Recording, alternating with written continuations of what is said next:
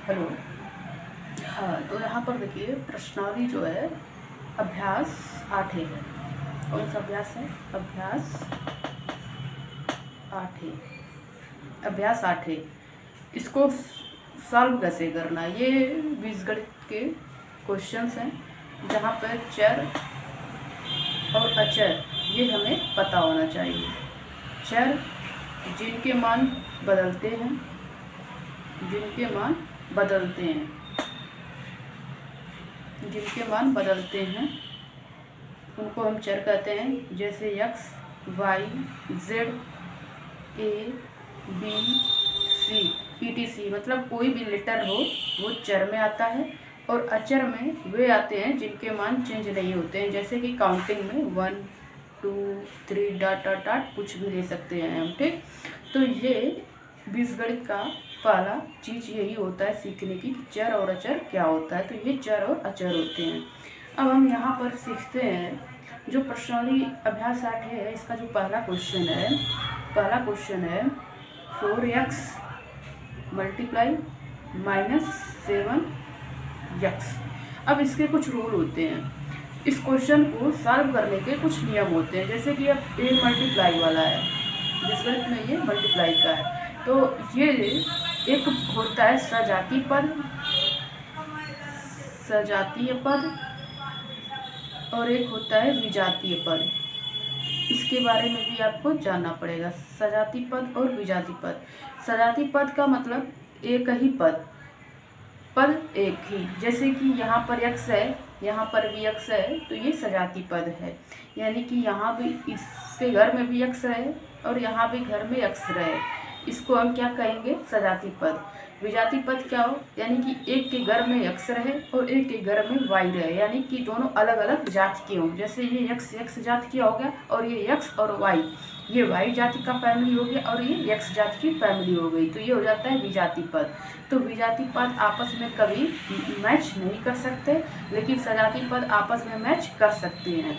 इसको समझने का आप ये समझिए, ठीक। तो इसको हम सॉल्व करते वक्त यही ध्यान देते हैं। यहाँ पर देखिए मल्टीप्लाई का चिन्ह लगा है, यानी हमें मल्टीप्लाई करना है, तो हमें सबसे पहले अंकों का मल्टीप्लाई कर देना है। इसको हम यहाँ इक्वल का चिन्ह लगाएंगे। जैसे 4 का गुणा 7 में करेंगे तो कितना हो जाएगा? इस प्रकार से हम लिखेंगे 4 गुणे 7, माइनस चिन्ह है तो माइनस चिन्ह है और प्लस चिन्ह है। सबसे पहले हम चिन्हों को देखते हैं। प्लस चिन्ह है, माइनस चिन्ह है, तो माइनस ही आएगा, तो यहाँ हम आगे माइनस लगा देते हैं, ठीक है। उसके बाद x है, फिर यहाँ पर मल्टीप्लाई का चिन्ह लगा देते हैं x, फिर यहाँ x से यहाँ भी मल्टीप्लाई का चिन्ह लगा देते हैं x। अब उसके बाद फिर हम इसको सॉल्व करते हैं। माइनस तो रहेगा ही, क्योंकि माइनस और प्लस का मल्टीप्लाई होता है तो माइनस ही आता है। माइनस हो गया। 4 का गुणे 7 में करेंगे तो 28 होगा। और यहाँ पर देखिए x, एक x है और एक x है, दोनों एक ही घर के हैं, यानी सजातीय पद हैं, सेम है, और इनका भी आपस में गुणा होगा। तो गुणा होगा तो क्या हो जाएगा?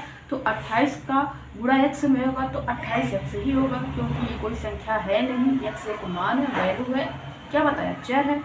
तो चर का इसमें गुणा करेंगे तो कोई परिवर्तन नहीं होगा, वही चीज़ रहेगा। तो ये x का गुणा इसमें होगा तो क्या हो जाएगा? हम आपको इसके पहले बताए थे, जब 2 गुणे 2, इसको हम क्या लिख सकते हैं? 2 के पावर 2, 2 गुणे 2 गुणे 2, मतलब जितने 2 रहे उसके पावर वो। बस सेम यही प्रोसेस यहाँ भी करना है। ये x है तो यहाँ पर हम लिख देंगे x, कितने x हैं तो यहाँ पर हम लिख देंगे x²। ये हो जाएगा इसका आंसर। सवाल लगाने का तरीका ये होता है, जिसमें आप पूरी चीज़ की साफ सफाई से लिखा रहे। अब इसी 8वें क्वेश्चन का हम तीसरा देखते हैं। पहले का ही तीसरा भाग, दूसरा आप सॉल्व कर लीजिएगा। तीसरा क्वेश्चन है 3x² y इंटू 7x और y²। ये गुणे का चिन्ह है और ये x है, इसमें फ़र्क समझिए। इसमें क्या है? देखिए 3x² 7x को मैंने सबसे पहले बताया कि जो अचर पद है, यानी कि इनका सबसे पहले मल्टीप्लिकेशन करेंगे तो मल्टीप्लिकेशन क्या हो जाएगा? प्लस प्लस चिन्ह है, माइनस प्लस का तो झंझट नहीं है, चिन्ह दोनों बराबर है, प्लस प्लस है, तो यहाँ पर क्या हो जाएगा? 3 और 7 का जब मल्टीप्लाई करेंगे तो हो जाएगा 21, यानी 21 हो गया।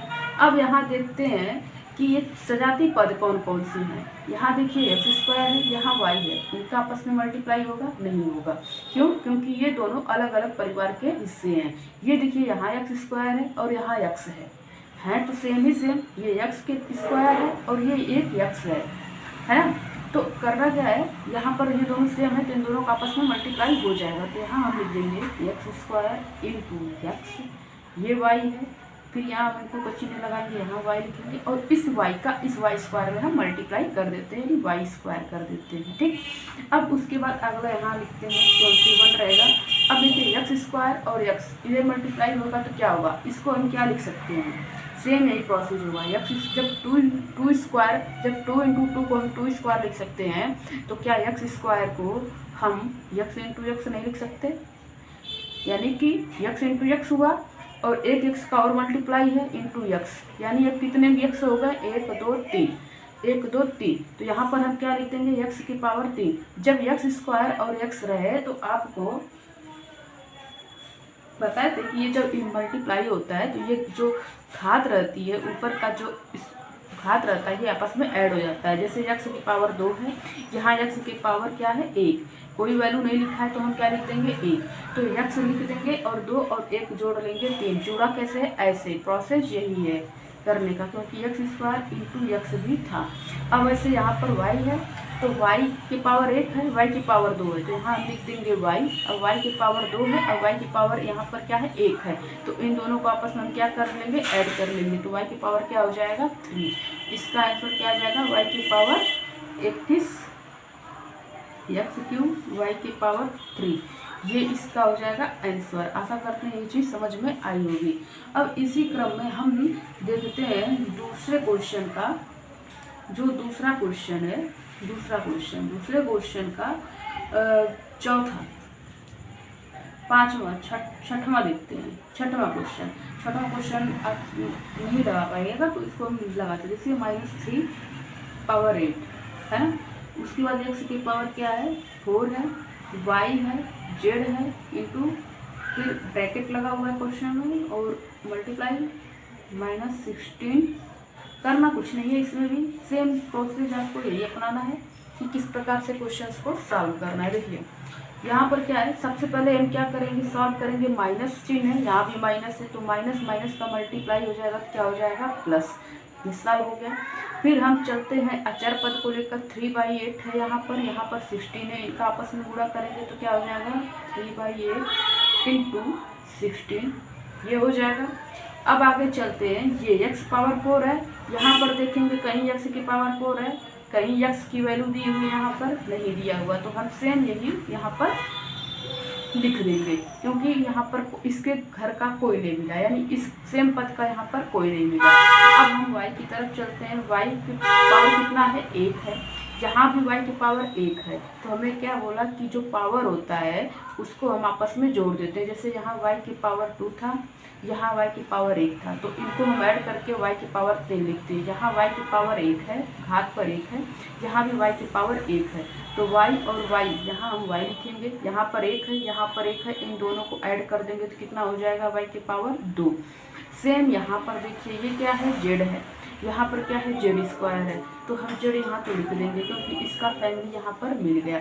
अब आप ये बताइए, जेड के पावर यहाँ पर 1 है, यहाँ जेड की पावर क्या है 2 है, तो इनके पावर को हम क्या कर लेंगे, ऐड कर लेंगे। जब मल्टीप्लाई होता है तो पावर को क्या किया जाता है, गुणा होता है तो पावर को ऐड करते हैं, गुणा होता है तो पावर को,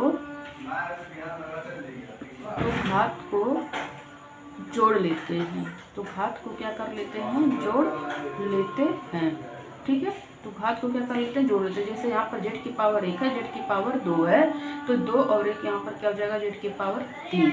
अब इसको हम सॉल्व करेंगे, ये 8 है, यहाँ से देखिएगा कट जाता है कि नहीं, सॉल्व और करेंगे तो 8 एकम 8, 8 2 जा 16, ये 3 का मल्टीप्लाई 2 में हो जाएगा तो क्या हो जाएगा 6, और ये क्या हो जाएगा 6 एक्स की power 4 y square z cube, ये हो जाएगा इसका पूरा आंसर।